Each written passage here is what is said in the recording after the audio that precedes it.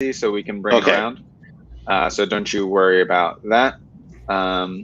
Brand, side hustles up, all the good stuff. Go for it, bud.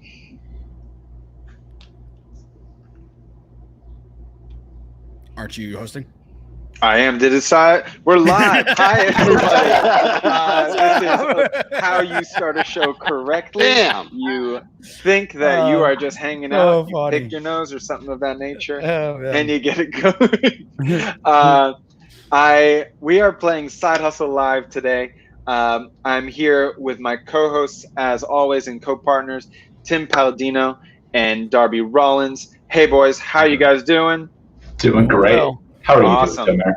Doing very well, because we have my good friend from high school, my old improv buddy, the owner of Jesse's Teahouse and an international comedy sensation, Jesse Appell. Hey, Jesse. Hi, guys. Thank you so much. It's good to see you, Tomer, and great to meet you, Tim and Darby. Super excited to play. Hell yeah. To have you here. It's such a pleasure. Man, I've known Jesse for a while. Let's not age ourselves. Anyway, besides that, we're about to play our favorite game, Side Hustle, the party game for entrepreneurs. We'll just kick it off right away, and then I'll explain everything as we are going. So what I'd like to do is pull a card. Let's roll the die here to figure out our industry. A little audio for you. 10.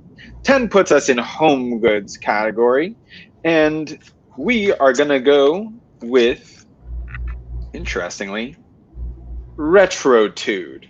So to read the card, entrepreneurs, your side hustle is retrotude in, what did I say, 10? Home goods. That's like retro vibes, like retro old-timey vibe type thing. It is your interpretation. You're welcome to use anything you'd like on it, my friend. All right. And we won't make you pitch first, so you don't have to worry about that. In the meantime, there you go. Thank you very much, Tim. While that happens, let me get a quick recap for everyone at home about how the game works. So, the basic rules.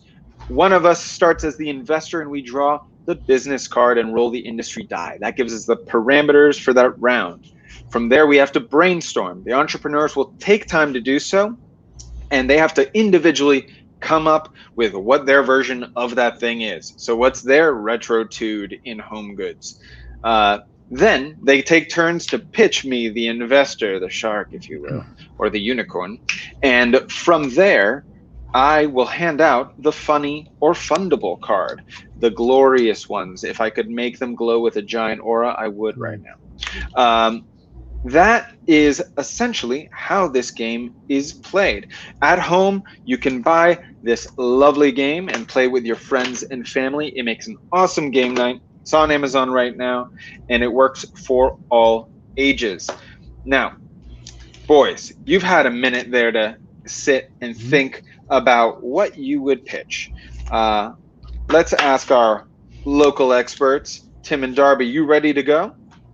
I am. My pen died, but I have not, so I can go. That's a lovely sentiment. Thank you. All right. So I would like to go ahead. Thank you for the opportunity to pitch retrotude in home goods. And retrotude is the first ever LED wall panel that replaces all of your wallpaper and paint. No more waste. What we can do is we create these LED wall panels that are custom fit to your wall, so you can change the interior design so it could be as retro as possible. You can go to 50s style, you can go to the 80s style, you can go 70s, nice and funky, or we actually sell upgrades where you can have themes like The Simpsons and Game of Thrones. That's what I got for retrotude in home goods. Okay, so light panels in your house that change things to make it more whatever you want. I like it. Just regular walls. You can put stone, or you can change the color of your wallpaper. Interesting. I got it. Thank you, Tim. A very original idea. Jesse, I'll give you another minute unless you want to go, and we can throw Darby. Yeah, give me one more minute because I think I misunderstood what I was doing in the first one, but I have a new idea. There you go. Good. Okay, yeah, and one One of my favorite things about this game is when somebody else pitches something very similar to yours and you have to pivot, like Darby is about to do. Yeah, let's watch the pivot. You caught me red-handed. I was like, oh, yeah. Anyway. Hey, what's going on, everybody? My name is Darby. Today, my business is Retrotude in the home goods industry. Now, haven't you ever looked at your home or a friend's home and just said, wow, that is just too plain old boring. I want to give it some old school attitude. Introducing Retrograde. It's the baddest home redesign team that takes your home from being new school and boring to old school with some attitude. We'll add a little punk and a little spunk to your home so you don't have to be the lame kid on the block with that boring old home. Get yourself some Retrotude. All right. So what is it again? We're like a home decor service that turns boring homes into cool homes with little old school attitude. Okay. Attitude. Just a little attitude. What's like an example? Like, I'm living in this super modern place. I'm really looking to Retrotude my place. What's like the one thing you would probably bring into the mix? So I would add like spikes and chains and just like some Bowser level stuff, just make it real cool. We'll probably throw you one of those wallet chains so you can walk around in your home and not cool. All right. Yeah. So Darby has invented Hot Topic. Great to hear. All right. Jesse, please let us know what you randomly came up with, my friend. All right, so this is Retrotude Home. So here's the thing, like if you ever been in somebody's home and you're like, wow, this is amazing, and you ask them how much should you pay for this, and the answer is more money than you could ever afford in your life.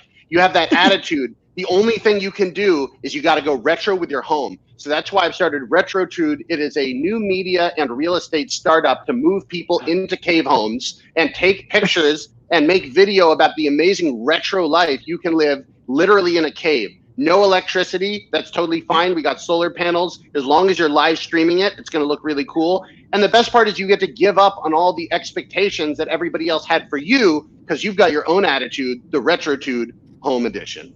Cave home. Cave homes. Retrotude. I dig it. How are you dealing with the natural wildlife situation in these places? You guys are essentially gentrifying bear caves. So, sure. So we know a couple things. We know, first of all, the internet already loves the animals. So really, those people are they're just more followers. If you have a skunk in your home, that's already double, triple, quadruple somebody else who doesn't have a skunk in their home, and that more followers are good.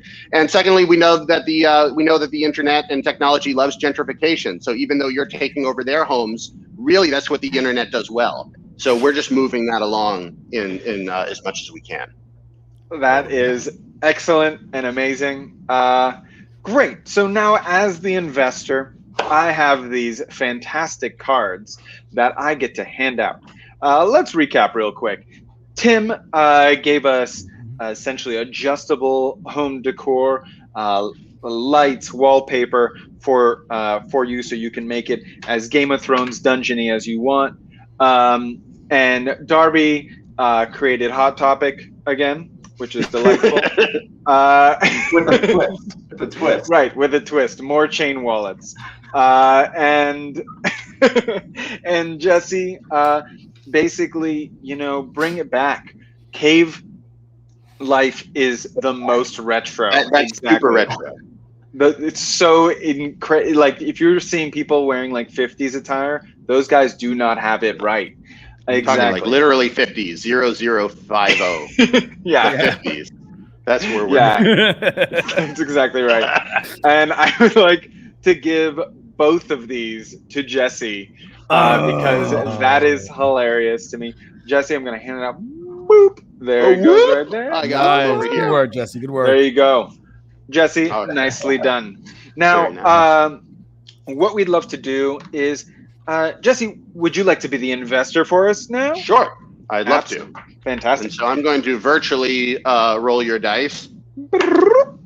Number 3, which is media and entertainment. Oh, perfect. Yes. That's my field. Okay.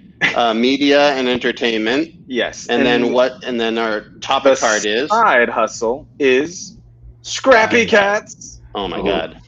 So many ideas. All right. So many ideas. And if you want to, by the way, at the end, Jesse, you can also just pitch your own if you have a phone. Well, we'll see. We'll see. So you guys are going to start brainstorming. Meanwhile, while they're brainstorming, I'm going to do my little intro here, the Jesse's Teahouse thing. So I lived in Beijing for 8 years, and I hung out a lot at the tea market, and I found out there were all these amazing teas, like these tea oranges. It's a little tiny orange inside a tea, that it was, really reasonably priced and just like literally 100 times better than the tea that you're used to getting in like a tea bag.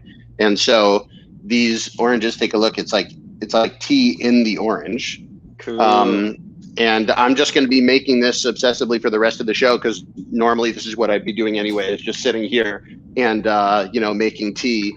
And so if you go to jessesteahouse.com, you can check out all the really good stuff. And I have videos that come with the teas that show you how to make it either in the traditional style or with a teapot. So you don't need to have the tea table and all the traditional stuff, but if you want some, it's going to be on the shop. So yeah, it's been a fun little side hustle while the world is shut down and I can't go back to China where I live during COVID. So absolutely perfect for this show. Tell us a little bit about how it's going. How's your entrepreneurial bit sort of endeavor going, and how's the audience enjoying it so far? We'd love to hear. It's about pretty that. Cool. I think people really like it. The thing for me is it's really almost more of a media thing than a tea thing. Like I make videos and I speak Chinese, and I'm able to kind of be a cultural gap between the culture that exists over in China for tea and then the Western people who are interested in getting better tea but don't know a lot of the tea knowledge. And seeing as my background, my main job, I suppose, is being a entertainer online, Chinese comedian. I have been doing the social media thing in China for a long time, and so kind of taking that knowledge and applying it here to the Western media has been a lot of fun, because it's this is the cool thing about technology. It's like if you can internet, you can internet anywhere in the world, and so that's been a thing that in what is it, like 3 or 4 months, we've gone up to like 170,000 fans on TickTok, and hundreds of maybe even 100,000 hours of people watching these silly tea videos. So dude, but that is so amazing, and I want to say congratulations on all that. That's so much fun that you get to do something that you. This is the thing is. It's like there's so much, especially in the internet, but it's like there's a lot of negativity out there, and the reason it works is because all the people who are watching the tea videos and getting the tea are actually like looking to enjoy their life, which is like crazy on the internet now. Not a lot of people are, so it's super fun. Yeah. And this is an 8-year-old aged pu'er in the orange, and cheers. Cheers, my friend. Cheers. All right, awesome. So we ready? Okay, so I'm the investor. All right, guys, here's the deal. I need a media startup, Scrappy Cats, right? Scrappy Cats in media and entertainment, and I'm gonna let you guys know I've heard a lot of pitches today, so you gotta give me the good stuff. We're gonna start off with let's start off with Tim. All right, there you go. So we've all heard of Michael Vick, and we definitely don't appreciate what he's done. But we still want that type of raw entertainment. So that's why we created Scrappy Cat. Scrappy Cat is the world's first VR headset for cats, so they can practice their one-on-one battles or their Royal Rumble style battles, which is called a power clouder, because a clouder is a grouping of cats, in case you did not know. And this allows them to go paw to paw without anybody getting hurt. And our money is mainly made through licensing. So if you have one of these, you actually license your skills to us, and then we charge like UFC. That's Ultimate Feline Champion, by the way. And then we go ahead and once a month we hold tournaments and see who is the winner of the Power Clouder. Very, very cool. I like the idea. Scrappy Cats and media and entertainment. Scrappy Cats, media and entertainment, sort of a UFC Ultimate Feline Championship sort of thing. I have a question for you, though. Sure. Yes. Dana please. White that dude is a rapacious businessman, and if he can steal your business, he will. Once you get this thing going and there's a digital cat fighting tournaments and it's everywhere, how do you stop other people from doing their own digital cat fights? Oh, by selling off a piece, right? So so it's easier for them to own a piece of what we're doing and amplify it versus starting their own. So it's a matter about the velocity of the money.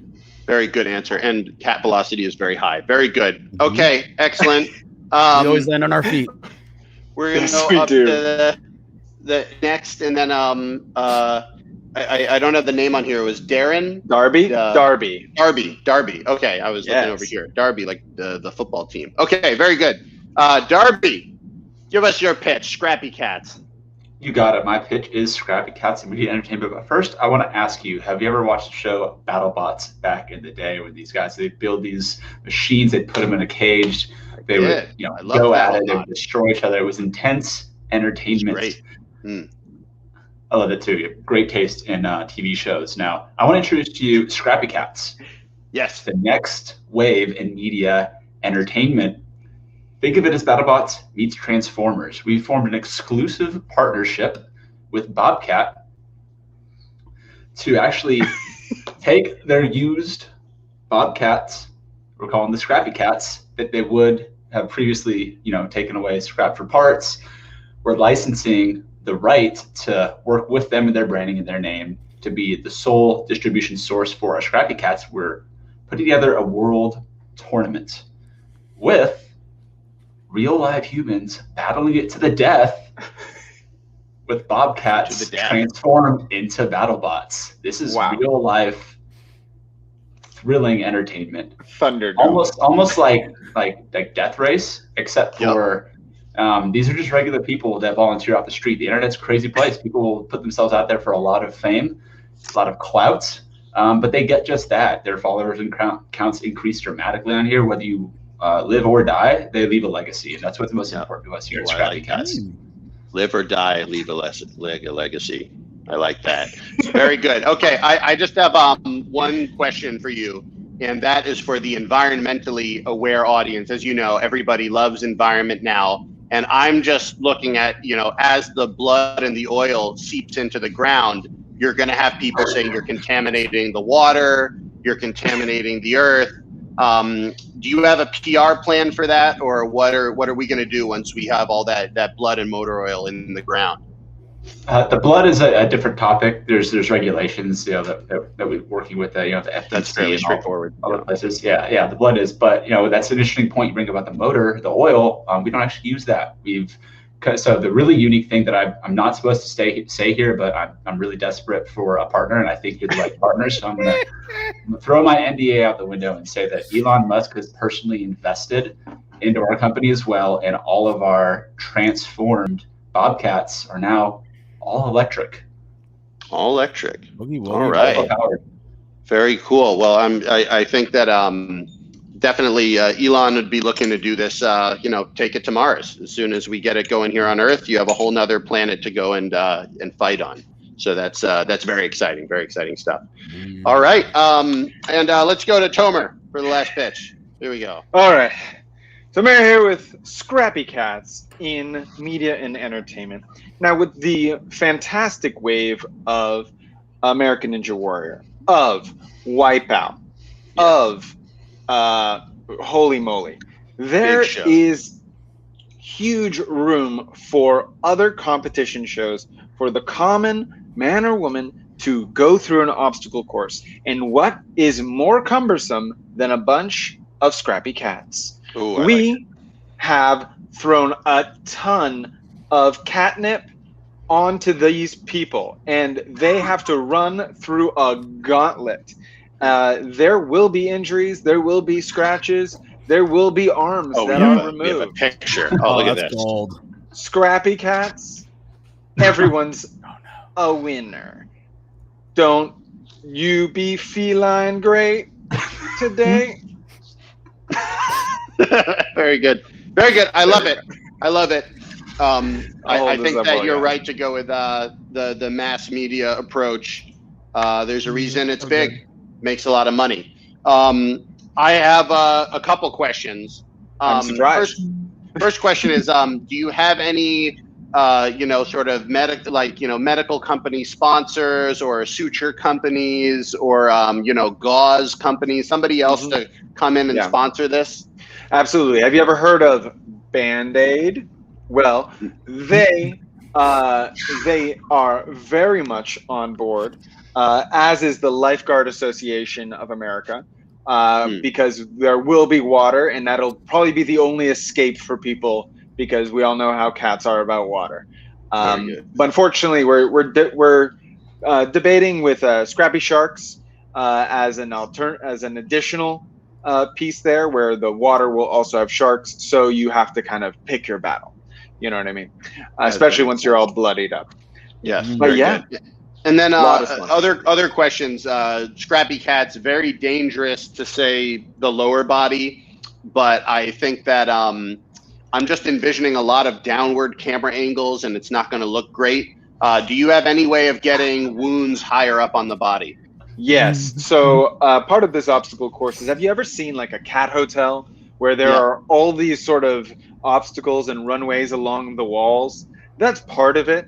And most of the catnip will be in a wig form. So people will be attacked directly to the face. Yes, good. Exactly. Very good. Well, I'm glad you've thought this through. Me too. Very good. Okay. Well, thank you all so much for your pitches. Thank you. For everybody out there in the audience, just so you know, if you in media and one second, Jesse, let me just let people know that if you're out there in the audience and you have a pitch that you want to contribute for one of these, go for it on the next round. Just so you know, it's there. Jesse, please recap for us. Very good. All right, recap Scrap Cats in media and entertainment. First, we have Tim's idea of the raw entertainment of a VR Scrappy Cat fight league, inspired but not inspired by Michael Vick, and the Ultimate Feline Championship.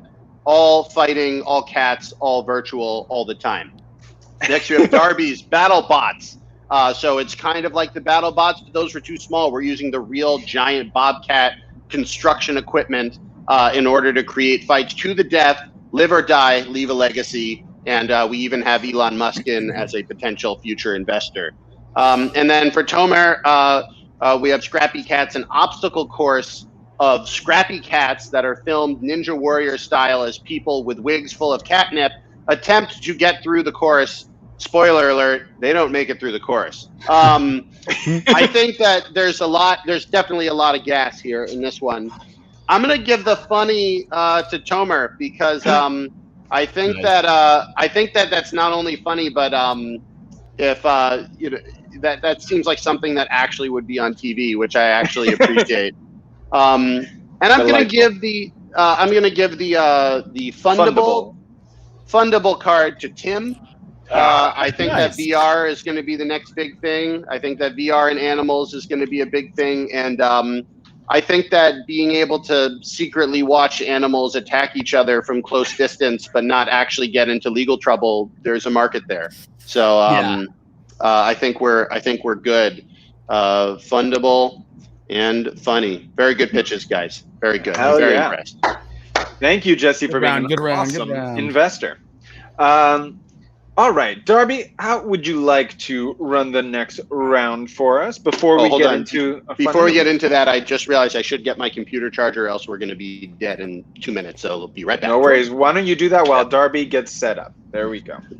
All right, Darby. Hey, buddy. Let's roll the die for you. All right. We had number 4, which is investor's choice. Got anything on your mind? Out there in the audience, investor's choice is any of our standard categories or something that comes to mind. Here are the categories again, the industries down here. But let's see what Darby comes up with.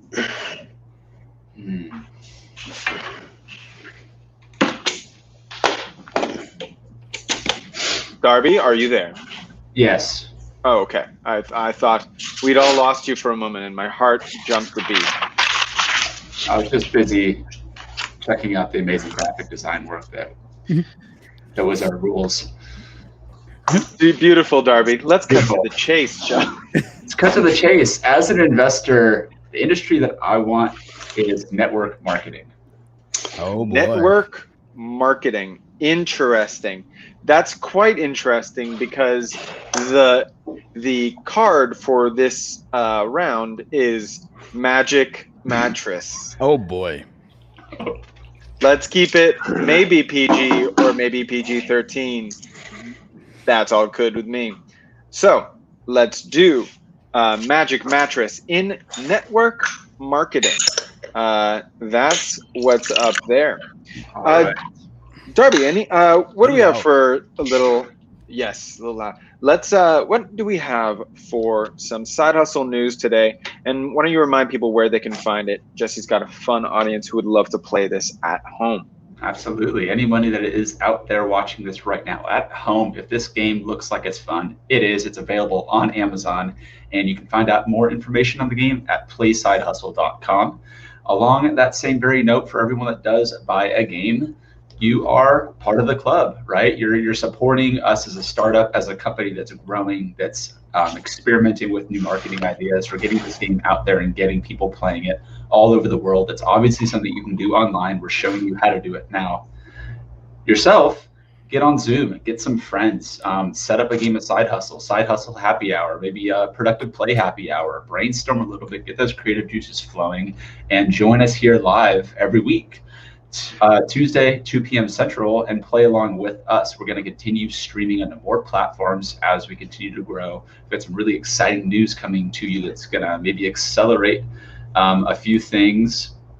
I can't say it quite yet, but it's going to be pretty fun, right? We got a lot of cool ideas cooking in the bank right now. And just to put a little cookie in your ear, if you've ever wanted to actually be on the show and come up here and play with us or play with other people and work with us putting that together, reach out to us at team@playsidehustle.com, fill out an application, and we will take the chat from there. So is everybody here now ready to play the next round of Side Hustle Magic Matches? Hell yeah, but don't start with me.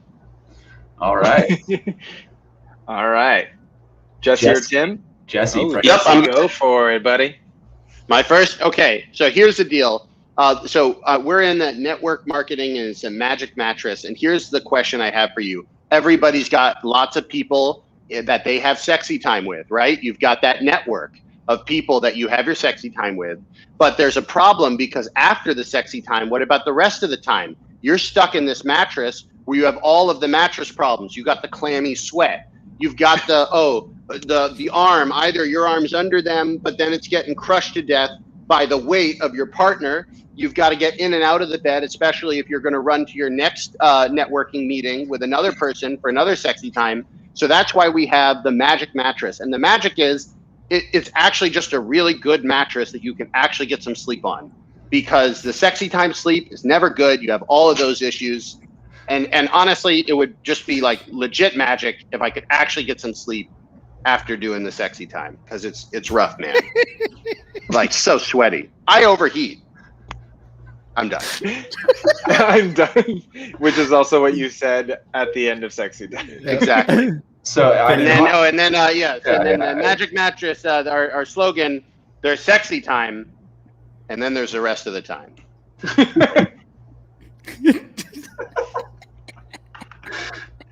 All right. Well, Darby, I do have a question on that. I'm curious, who's like, hey, everyone sleeps, duh. If you try to have your message to everybody, no one's going to buy it. Have you done any research on your actual customer avatar? It sounds like swingers or just people with no moral. I mean, our main demographic is just people with skin. Because, like, if you have skin, you sweat and it gets clammy, and then it's like, this mattress is the last place you want to actually get some sleep. So the magic is it's just actually a good mattress that you can use after the sexy time, because I haven't seen one before I got mine.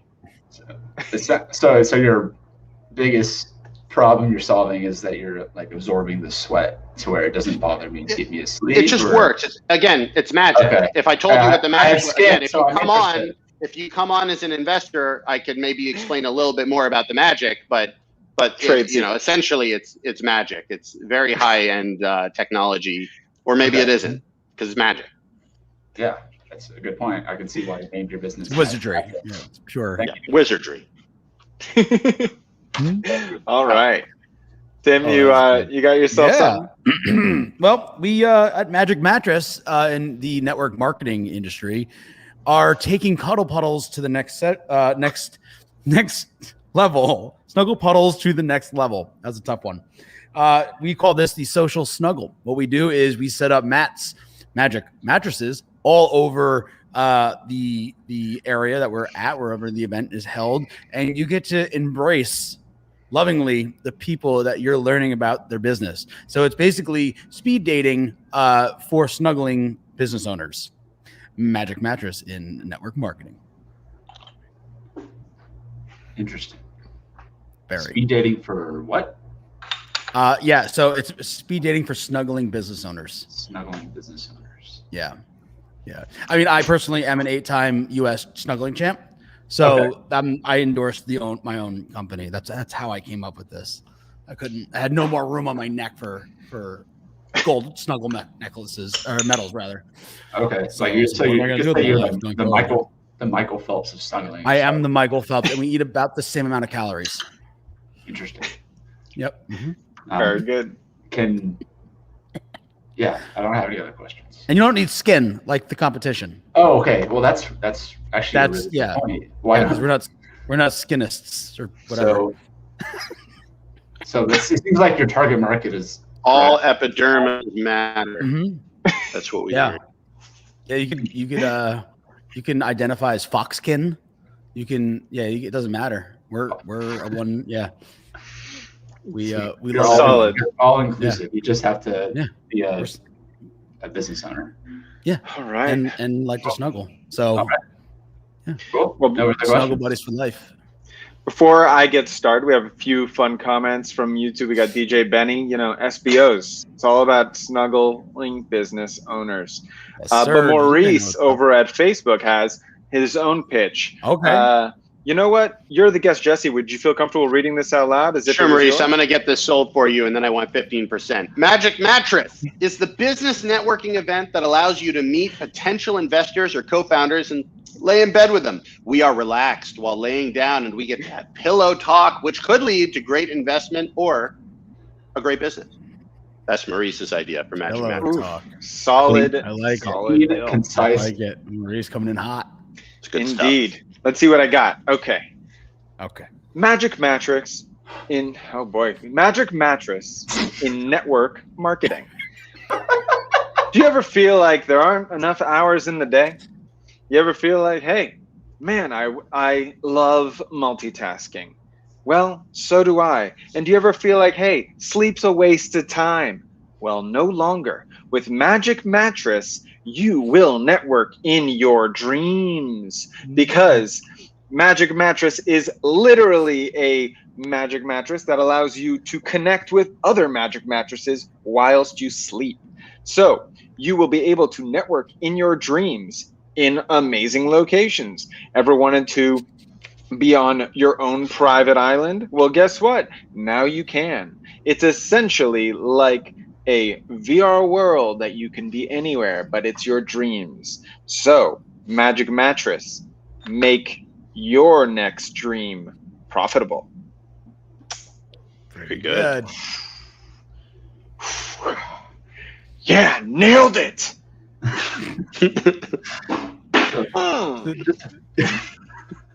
Do you have any questions? In fact, I do. But oh, really?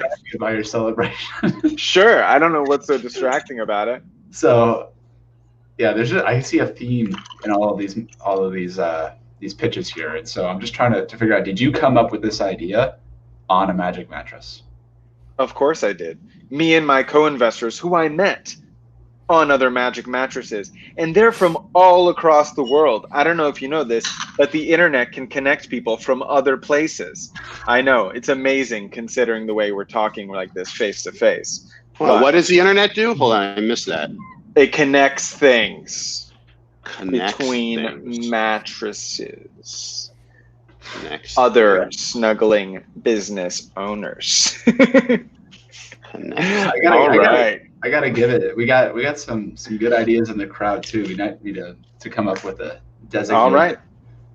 Oh, there. a designated like audience pitch of the day or something like that. I think so. We need to have that. All right, I like that. We're gonna I play like with where that. you're going with Okay. that. For sure. But All right, Darby, before why we don't you get hit us up? Off topic, we're gonna go back to Magic Mattress network marketing. We had Jesse coming in hot with a sexy time. Then there's the rest of the time. Just a better mattress. It's magic. It's magic. Tim with Cuddle Puddles. Social snuggling business owners. It's a whole new niche. It's a whole new market. You don't even need skin to join, but it's probably preferred. And Tomer, make your next dream profitable. There you go. I gotta say, this is pretty tough.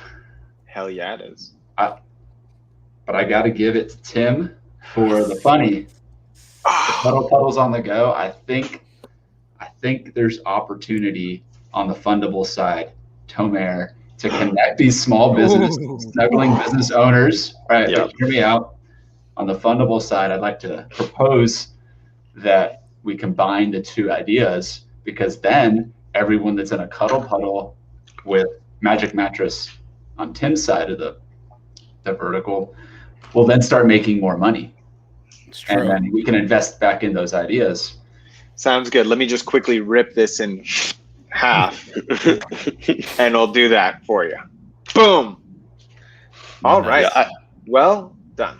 Well, you know what? Done. Collaboration makes the world go round. It does. Now, Jesse, Yes. For everyone at home, we have our fantastic lightning round coming up real soon. It's the highest pace, most active piece. But before we do, we want to ask Jesse a few questions, get to know him a little bit more, see if we can ask him questions that his audience doesn't necessarily know about him. You know, Jesse, I think one thing that your audience does know is that you are, you know, East meets West to a certain extent here, right? You're bringing people together. You created a comedy club was it in Beijing? Is that right? Yep. Yes. And brought people together. I was curious of, besides people just generally being shocked there that you can speak Chinese perfectly, what would you say is the biggest, the most common question that or surprise that your Chinese audience has about you that we maybe wouldn't think to ask, right? What are they often most curious about when they meet you? Definitely curious about the language, but also just like, why comedy? I feel like that's kind of the big question, because they know that, like, oh, foreigners come to China because they want to make money, and then they see me doing stand-up and Chinese comedy, and they're like, you can't make any money doing that. Why are you still here?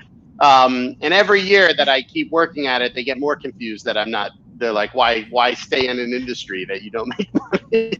But I think it makes a lot of sense to me, because, you know, for those of us that, you know, have spent a lot of time abroad, or you live kind of between cultures, it's like either you can go literally insane with all of the difficulty, or you can kind of make a joke of it. And so for living abroad and for operating in a crazy world, to some degree, I think the entrepreneurs kind of have a similar thing. If you can look at the craziness of trying to start a business and laugh at it, that's like a much better way to kind of live your life than to just go literally mad.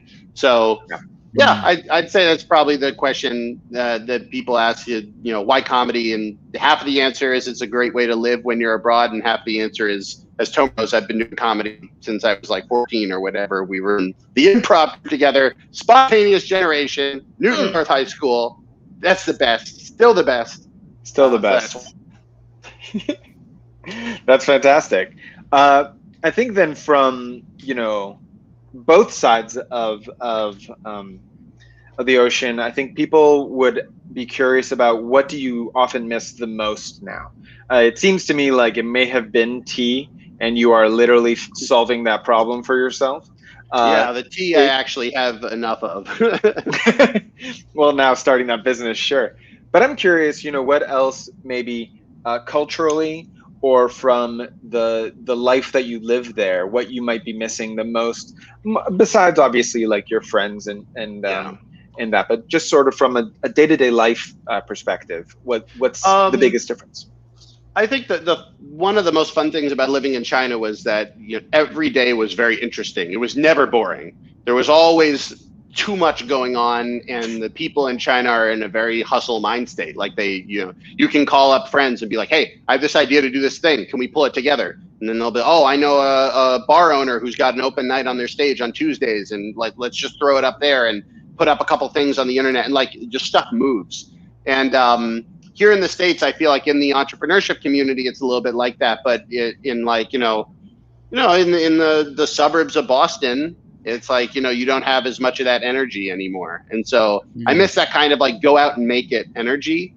And then obviously I miss being on stage and performing, although now that's starting to open up in the United States. But in China, they got to know cases in last June. So they've been full on theater shows touring. All of my friends have been on stage performing for a year. So it's like, I had to go through a whole year of watching everybody's WeChat moments of playing theaters and stuff, and then just being frustrated I couldn't go outside. So gladly that's ending now. Well, at least I'm glad to see you're using this time though productively by building something on the side, which is fantastic. Yeah.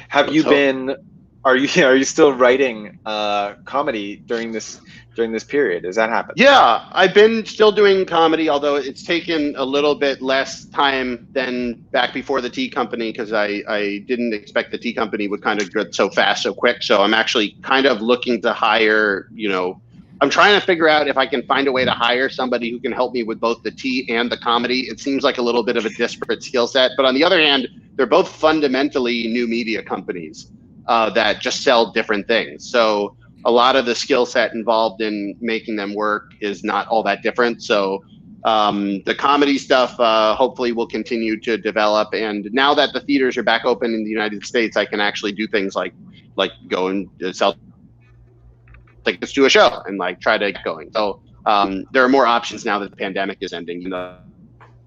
That's great. Sounds like somewhat of an executive assistant of sorts who is most likely should be bilingual so that they can grow with you. Yeah, it's kind of like a weird like thing. I need somebody who's bilingual, but also kind of knows what's funny in China. And so that's difficult because there's a lot of Chinese Americans that are bilingual, but they have no idea what's funny in China. And then the Chinese people are bilingual, but they have no idea how Western e-commerce works. And so really, I should be hiring multiple people, but cash wise, I'm trying to figure out if I can find like one person who's just like, does what I do superstar. Too. Yeah, I don't know if it's superstar, but like, anybody who's got the right energy, Sure. Well, we have quite a diverse audience, and I know you do as well. If you have somebody out there, or you are somebody who might be able to fill that one portion of that for Jesse, reach out. He's accessible. Let us know. Hit him up on social media. Hit him up at Jesse's Teahouse, probably the best place nowadays. Or just let us know at Play Side Hustle. That's right. That's exactly right. I'm curious, Jesse, how would you, as someone who's spent a lot of time there, has seen what's fun and funny over there, how would you say this game might work over in China in that audience? How would you think it might translate? I actually think it would go over really well because the as I said, like everybody there is kind of like a side hustler. Like everybody's always working. They call it gray income. It's like like 灰色收入. Like it's everybody's got to get a little extra on the side because it's actually kind of an interesting thing the way their work mentality works. A lot of jobs, they're like, we're buying your body to be in the room, but they're not buying your soul necessarily to be in the room. So a lot of people will kind of like 3/4 ask their work and then be building something on the side and trying to figure out a way to get things going. And that's not just entrepreneurs, like kind of everybody does that. So I think people would really like this, especially in that sort of entrepreneur community, but even beyond it. And the cool thing about business is like business is business. So you could literally translate these cards, and then if you put it in the hands of Chinese people, the game has been completely Chinified because they'll just come up with the Chinese ideas. So it's like doing improv in Chinese. You come up with an improv game, and then you just give it to a Chinese improv troupe to do. All of a sudden, the show has been fully localized. Exactly. It's great. Yeah. Once you give the parameters, the rest is on the players anyway. So works, all the better. That's what makes it so much fun. Also, Exactly. Chinese people love watching live stream and buying stuff off of live stream. So this sort of thing would be exactly what people would want to do. So maybe we should do it. I got 2 million followers on Chinese TikTok. We should make a Chinese version of the cards. I really like that idea. Make it happen. Yeah. We got we got some good stuff in the works. We have some right now is the perfect time for everyone in the audience to get their Kickstarter version of this game. This is the one that looks beautiful on your shelf. We're working on one that is a little more portable. But in the meantime, right now we are looking to clear out that fantastic inventory, and you can get it in a great way. Buy the game. Buy the game. Buy the game. I like how you like. That's right. I like how you write your G's like sixes too. That's pretty cool. Yeah, it's really good. It's really good. It's really, I mean, Jesse, I didn't want to bring it up, but if you bring it up, well, I'm very happy to talk about my eighth grade handwriting. Well, I think that's fantastic. What would you say are, some of the things that Americans are generally most curious when they find out about your activities out there, that, what do you think is probably maybe one of the biggest misconceptions people have about your time in China that Americans have, or Westerners, I'll say, as opposed to reality? I think there's definitely things like that, or people ask you questions and you're like, it sounds like a dumb question, but only because I know the answer. Well, I think I think a lot of people have trouble exactly figuring out how to say it, but there's like a stereotype that Chinese people aren't funny. And so you say like Chinese comedy, and nobody has ever seen a Chinese comedy show in America. And there's not even that many Chinese Americans that do comedy, although there are some. There's more than there were before. So like the first question is like, there's Chinese comedy? I guess that makes sense, but I have no idea what it looks like. And so the cool thing about this is it brings people out of the conflict zone where it's like, oh, yeah, socialism and capitalism, that sort of sky high IP relation and all this stuff that really has no impact on regular people's lives. And it brings them down to like, what's a comedy club like? Do you have hecklers? Like, what makes people laugh? And then you get to say like, oh, well, like everyday stuff that happens in everyday ways is what makes people laugh. And it humanizes everything really well. So the result of it is it manages to get people out of the sort of like, it gets people out of the us versus them mentality. And it also gets people out of the, whatchamacallit, like the mile high thinking that's actually completely irrelevant, like to everyday life. And that's part of the reason I think why it's had so much of an impact, and why I kind of have like two careers, one as a performer and one as a meta career of explaining to people how I even tried to do Chinese comedy. And that second one is actually most of what I do in the United States, because a lot of the Chinese comedy is like, it's in Chinese. So if you don't speak Chinese, it's hard to understand. Absolutely. Yeah. And I think that there's definitely like a big need for that, especially in, corporate America, for, humanizing both sides on either side of that aisle, from making it more accessible. Because we did improv together in high school, and as a lot of you guys know, improv, one of the ways that improvisers make money is they do corporate workshops, and they do communications workshops. So I did that in Asia with a lot of companies that have mixed Chinese and Western staff, and it really comes again back to the very basics of listening and like improv. Like, listen to your teammates. Don't assume your teammates are going to act one way because they're one like nationality or another nationality. We have kind of communications cultures, but you can communicate in every culture if you listen, and if you're looking to find a way to cooperate. So that's yes and. So everybody likes working with people that are trying to build their ideas and contribute, and everybody hates working with people that are, aggressively shutting down other people's ideas in order to be the boss. And that kind of exists in some way in every culture. So a lot of that intercultural stuff is just reminding people to not worry too much about the cultural specifics until you do the big things right. of actually communicating and reaching the other person as a person. I like Yeah. that. What would you say would be one of and we'll kind of wrap up the interview with this is, let's say I am a Westerner and I want to start a business relationship with a Chinese company or business or individual.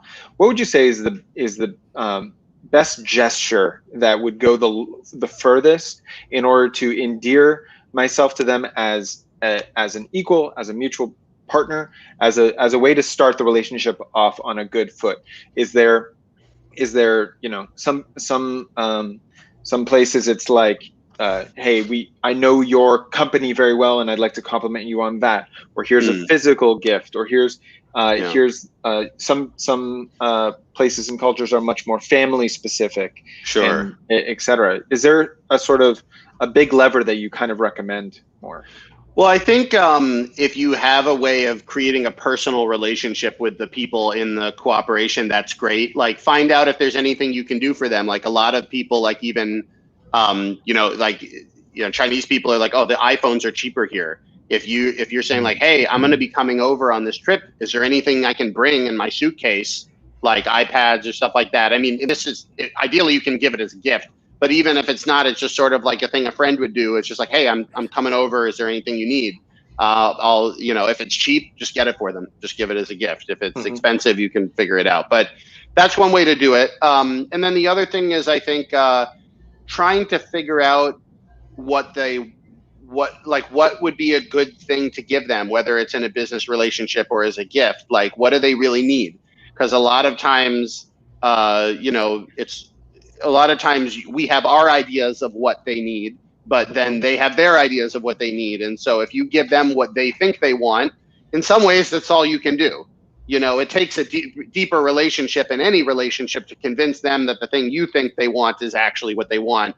You don't need to cross that bridge immediately. Like if, and sometimes all that they want is a photo of them with the Western business partner saying we have a business relationship, and that's literally all they want right now. And you can't do the business yet because they're not there yet. But you can give them a photo, and why not give them a photo? So I think that's one thing to look at. And then also the flip side of that is how to tell whether the business partner is actually interested in cooperating or just kind of taking up time. Is again, do the opposite. Like, is there anything costly? And the cost could be very small, but is there anything actual cost that they would do that would cost them time or energy or money that they're willing to do to show that the relationship is actually worthwhile to them? Because, like, for instance, if a company, a lot of companies approach me like, oh, Jesse, we want you to sign to our talent agency. But they could be sending that email to literally 1,000 creators. What costly thing are they going to do that shows that they actually care about me? Are they going to pay me to make a post? Pay me anything. Because like if they're like, we really want you to do something, and if the first step for you means getting paid $100 to do a live stream, even though it's not a lot of money, the fact that they spent the money shows me that they're not looking at 300 partners. They're looking at maybe a couple. And so that actually is kind of useful. And similarly, you can cost signal to them to say, like, we really care about this thing that we're doing. We can do the first step of the work even before we have the contract done. Like, we want to show you, we want this done. And that sort of thing, if it's not that expensive, could be a great way to show kind of a good meaning in the relationship. Real quick, Tomer. Yeah. So Jesse, what part, so are you familiar with the term guanji? Guanxi, yeah, the relationships, yeah. So is that kind of like part of what you were talking about, like the exchange of cost and time? Yeah, it's like building the guanxi or the relationship is important. I think it's actually not. A lot of times it's sort of like orientalized. It's like, oh, there's this mysterious thing in Chinese society called relationships. If you're an entrepreneur, you know the relationships are important everywhere. But finding a way to build those relationships, there might be more Asia-specific ways of doing it. Like if I had a business partner I was working with and their son or daughter was coming through Boston, you take the whole day off and you take them around, you show them the best plot, you take them to your house, you treat them out to a good dinner. Like and then you show like I take care of your family, or if you're in town, you take maybe a little bit more energy. Sometimes actually the trick is refusing favors from people that want to get in good with you, but you don't particularly want to be working with. So if again, if the company is like, Jesse, we really want to work with you and we'll give you X, Y, and Z. And now all of a sudden, if you actually do that, it looks like you've kind of already signed to them, and they get to put you in their materials saying, here's the show we did with Jesse. Whereas like they want to pull you in, and then they say like, oh, well, we gave you all this stuff. Just give us one more show. And now all of a sudden I've done 2 shows for them and I didn't get paid for either. So that, like, similarly, if sometimes it's very small, like if a bar boss wants you to perform more stand-up shows, they'll give you as many free drinks as you want the first time you meet, but it can be more expensive than that. And so maintaining the right relationship is also very important. Yeah. I think that was fantastic advice, I think, for intercultural, but I think also in business in general. I think there were some really good lessons there that everyone watching, and myself actually took from that. And I think that comes from you being in a slightly different industry, which that is also very relationship based, which is performance and entertainment, which is, as everyone knows, it's all about that handshake. So Jesse, thank you so much for that. How do you feel about ramping the energy up a little bit and we do our stuff? All right, you ready to give us a little sound action with this? We're going to make some sound effects. Ready? It's the lightning round.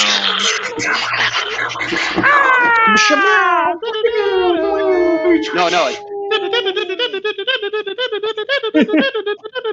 Everyone knows lightning sounds like that. All right, go ahead. We're gonna record that later for continual use, and exactly. 15% of all royalties from that sound usage, which would absolutely. It's 0.00. Okay. Times 1,000. What that paid to explain. Yes. Oh, that's fine. We have plenty of that. All right, everybody. The way the lightning round works, I'll just reiterate for everybody, is we will roll the die, and that industry that is selected is the same for everybody, including you at home if you'd like, and you can pitch in on whatever cards people get. That industry stays consistent, but each entrepreneur will have to, on the spot, come up with whatever card we show them. So they will get separate cards, all in the same industry, on the fly, pitching. Everybody ready to do it? Jesse, we won't make you do it first because you haven't seen it done. So don't you worry about Is there a time limit? Is there like you get a certain amount in a minute or whatever? No, just what you do one pitch, but it's just the first. We'll show you a card and you pitch on the spot. You just make it up as you go along. So no prep, but otherwise it's no prep. Right. Seat of your pants. Do it. So let's first roll the die. That would be a 10, which is home goods. I think we did home goods already, right? Yeah. Let's do fashion and retail. All right. Fashion and retail. Darby, you looking at me intently. I like it. Let me just adjust this little text here, and it will say fashion and retail. Ooh, it's reverse. Some reason I kind of like this more. That is a really weird text. That makes Tim do that face. So let's everybody screenshot that. The cat to the cucumber. Yes, it is. Darby, lightning round. Yes. Fashion and retail. I'll hold the card up in Wow me. Text Quest. Fashion and retail. Text Quest and fashion and retail. Now, we all know the troubles and the struggles of when you're going through a mall and you can't find the shirt or the shoes that you're looking for. Well, Text Quest has got you covered. You sign up for our exclusive newsletter. We will send you the exact details of where all the best deals are at your favorite shopping centers all around the world, so you can leave the mall looking famous, fashionable, and retailably fabulous. Well, with Text Quest. Text Quest. All right, I dig it. So this is some clarifying information. I would like to What hear is that. it? Go ahead. Yeah. As per usual, our follow-up question to Darby is, what? Well, if you missed it when I said it the first time, it's a subscription text like newsletter type thing that sends out details on your favorite details at your mall that you're going to be shopping at. Okay. So it's text alerts for deals at malls, correct? Right. Sends you on a quest via text. Oh, that's pretty good. All right. Fashion and retail. I would love to see what Jesse has here. All right.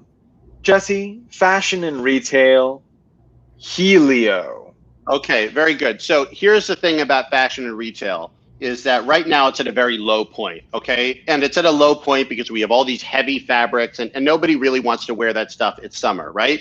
That's why we came out with Helio. This is the only clothing that has helium injected directly into the material. So think of that bubble. So like we have all different types. You have the bubble wrap stuff. That stuff is always very classic. Small bubbles, again, give you a little bit of a lift. Although if you really want to go full scale, we have these giant, almost balloon-like protuberances that come off of the top. Think like shoulder pads, but that really lift. And then, of course, for the ladies, you got to keep pert, you got to keep young. We got little helium balloons that just go right in under the bust.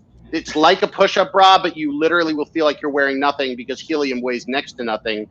Next time you want to go out, you want to look it up, you want to live it up in Helio. Woo! Damn, that was clean. I have no questions. All right, I forgot that Tim is the investor because he has not been it yet. Also, Helio is non-flammable. We had that problem with hydrogen, but Helio is non-flammable, and our lawyers want to tell you that if you catch on fire, it was not related to Helio. We had that issue with the class action last time. So yeah, I do and I don't want to hear about the terrible incidences that you had with hydrogen previously. But I can't even tell you. It's all under NDA. But the court documents are there, but I don't particularly want to let you know where they are. Fair enough. All right. By the way, Diamond Silk is very happy we chose fashion retail. We appreciate you. All right. Lightning round. My turn is Crave Cave. So, what is more delicious than edible underwear? I'll tell you, everything. Crave. Everything is more delicious than edible underwear. Edible apartment buildings, edible shoes, edible pants, edible hats. That's what we do. Crave Cave, it is a retail store where everything is edible, including the cash register. And it is sometimes a problem with mice, but not today because we have a good exterminator now. Don't ask us what happened to the old one. Crave Cave, is it delicious? You damn well sure it is. Crave Cave. Yeah, very good. Oh, man. Very good. All right. I'm not going to lie. I thought you were going in a different direction when I heard edible underwear and Crave Cave. Just saying. That's fair. That's fair. There's a lot of ways you can go with that. A lot of ways you can go with that. All right. Thought we were going more. Yeah. To do a quick review, Darby had text quest in fashion retail, and that text alert for when you are. Oh, I'm sorry. It's a text alert to send you on a quest with coupons, I believe. And Jesse had Helio in fashion and retail, which was a helium-filled clothes. And Jesse, once again, what was the slogan? Helio, live it up. Live it up. See, that's them. I like that. And then Tomer came in with Crave Cave, which is an entirely edible boutique. I really dig that idea. It's actually pretty easy to make this decision. Jesse, you are the funny. Tomer, you are the fundable. I'm a hungry boy. I'll eat anything. Boom. Rock and roll. Very good. That was fantastic. Thank you, Tim, for what a show. Fun and Fundable. Jesse, I want to say thank you. Why don't we bring you back on and why don't you give us a little quick plug, a little call to action for our awesome audience. What can they do to find you and the things that you're working on? Sure. You can go to jessesteahouse.com. All the teas and tea pets are on there. We're getting these tea tables in soon as well. So if you want your teas, tea pets, go to jessesteahouse.com. And the real thing is you got to follow the social accounts, because I actually spend most of my time making videos about tea culture, how to do the tea, and all sorts of stuff like that. The TickTok handle is @YourTeaGuy, and then everything else is Jesse's Teahouse. So yeah, search them up on the internet. And then if you search Jesse Appell, you'll also find years and years of my Chinese comedy content. So that's also out absolutely there. At Jesse's Teahouse. Pick it up today. Thank you so much, Jesse. It was a pleasure to see you again, to hang out. Yes, for sure. I'll hit you guys up if I go to Austin. I'm thinking about putting together a tour of like a comedy show at night, and then maybe some sort of tea tasting thing in the day, and hit up all the cities. So that'd be fantastic. We'll do a side hustle tea tasting event. For everyone at home, if this looked like fun, it is. Pick up your copy today online, Amazon. It's there. It's ready to play. And if you think, hey, this show looks like fun, and I could probably join them, you're probably right. Come submit your name. Send us an email at team@playsidehustle.com and apply to be on the show. We'd love to have you on. Stay out there, have fun, put your pitches at @PlaySideHustle. #ProductivePlay is our new slogan. We love you. Stay safe. Have fun. We'll see you next week. Bye. Bye, guys. See ya. See ya.